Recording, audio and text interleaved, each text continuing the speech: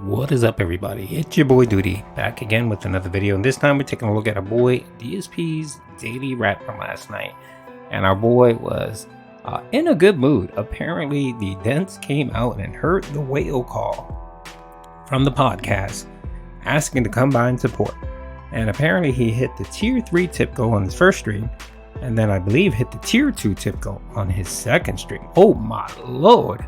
And you guys know our boy DSP's had a string of bad luck and bad streams, so I know he was happy that he could order some DoorDash and play some WWE Champion. So let's see what he has to say. I may bounce around a little bit. The video is about 11 minutes long, and I'm not really in the mood to watch the whole thing.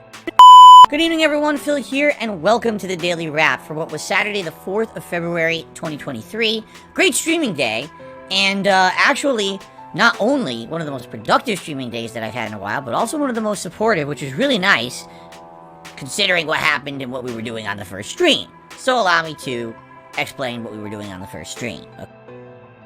Alright, I'm ready with the support. I told you, he has a great thing whenever he gets tips. His house could be on fire, aliens could be invading, cat could be downstairs crying, but as long as he gets his tips, it was a great day. Okay, so, this morning, on the Level 1 podcast, we basically had two major agendas, alright? The first was something I wasn't even expecting, but people brought it up. So what we were doing is we were talking about my schedule for the next week. And as we were doing this on the Level 1 podcast, someone said to me, are you aware that Hogwarts Legacy, which is your big new release, you know, it's coming out Friday, the 10th, actually allows you to play it early if you buy the deluxe edition. Now, to be fully transparent here, I hate this practice. I hate the fact that if you pay a little bit of extra money, and sometimes a lot of extra money, that a lot of these game developers will say, oh, early access. You know what that means? The game's ready to go and could easily be released on Tuesday, but they want extra money literally for nothing. Because if you actually take a look at the deluxe edition, you get like a skin pack and accessories pack, and you play it 3 days early. This from a man who wants $50 to put on a pair of gunner glasses, $100 to put on a stupid hat, and $150 to put on a vest. And he has the nerve to criticize the practices of these companies. Yeah, I'm not that big on it either, but it's something that you don't have to do. It's optional. If you really like a game, you pay the extra $10, you get some skins, and you get early access. Whatever. I personally don't, it has to be a game I really like for me to do that. But typically I just wait for release, pay the regular price, excuse me, and play it. I don't make a huge segment about it. I don't complain about it, and I don't bitch about it like you do, Phil. Let's hear what else you have to say. You're paying $10 to play it 3 days early. It's a scam, is what it is.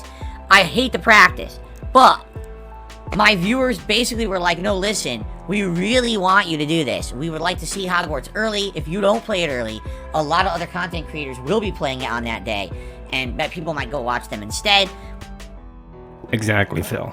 Exactly. That's what you don't understand here, Phil. There is something called competition, and there are plenty of streamers out there that will be playing it early.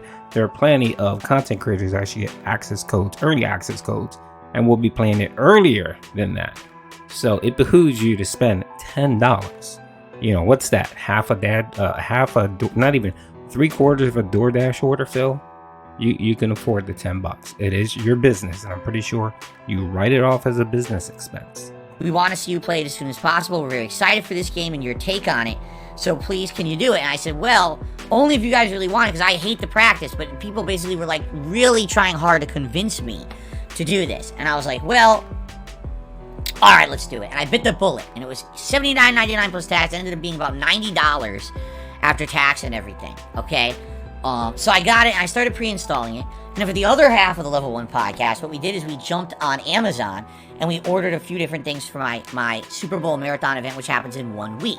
So what are we doing during that event? Well, I'm dressing up in NFL jerseys, of which I have 3, but I'm going to have a helmet. I actually ordered a helmet. Does it look like a real helmet? No. But it's a replica helmet that has cozies for beers on the side, so you could actually drink beer in this stupid helmet while you're actually like streaming. You know what I mean? It's kind of silly. It's dumb. So I'm obviously going to try that out during this NFL event. I'm pretty sure he's going to hide his gin in one of those soda cans. We also ordered a big foam finger, a big green foam finger, which is going to be kind of cool to use when I'm doing stuff.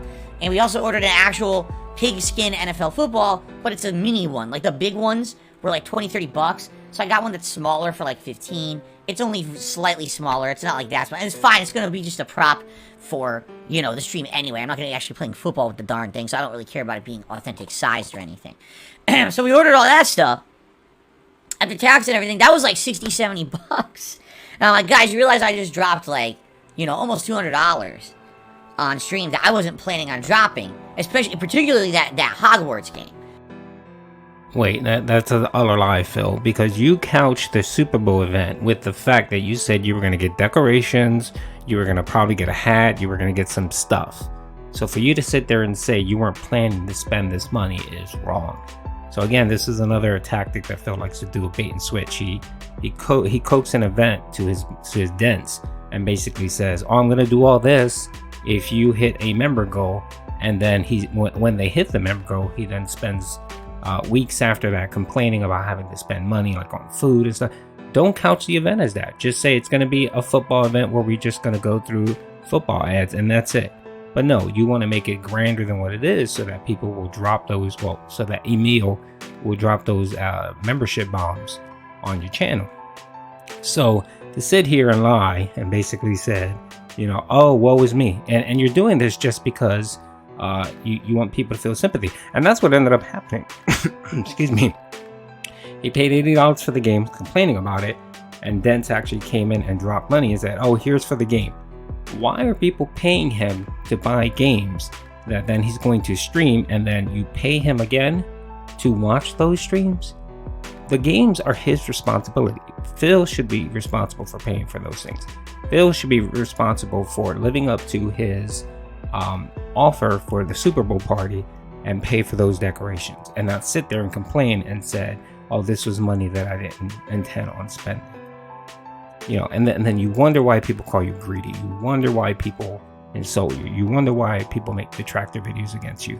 You wonder why millions of people out on YouTube land have heard of you, and the first thing they think of is beggar.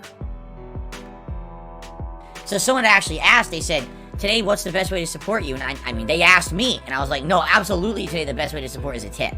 Because, you know, now I just spent all this money, and a lot of money, that Hogwarts, I was not expecting to drop, you know, $90 today. And this already is a short streaming week for me. You know, I'm only streaming 5 days this week instead of the usual 6.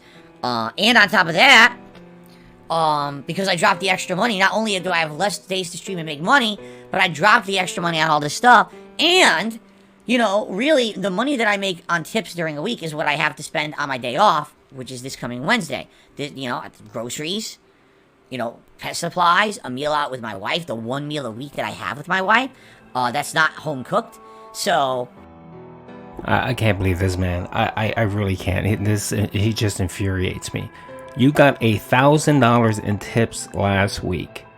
Grocery shopping, pet food supply shopping, taking your wife out to dinner, right? That's not $1,000, Phil. $1,000 would be maybe a month worth of doing those things for you. For most people, that would probably last them 2 months. So I don't understand this lie that you're not getting enough tips. And regardless of whether you do, regardless of whether you do 5 days, you're still going to average about $1,000 in tips, Phil. So why are you crying poor mouth? You know, basically, I'm like, man, I'm nervous now because I don't know how the rest of the week's gonna go. You know, when it comes to tips, and I just spent so much money. I don't know if I'm gonna have enough for my day off. So people knew that, and we're very generous today. So seriously, by the end of the podcast, we had already hit like our $100 tips goal, which was crazy positive. I mean, that was so awesome.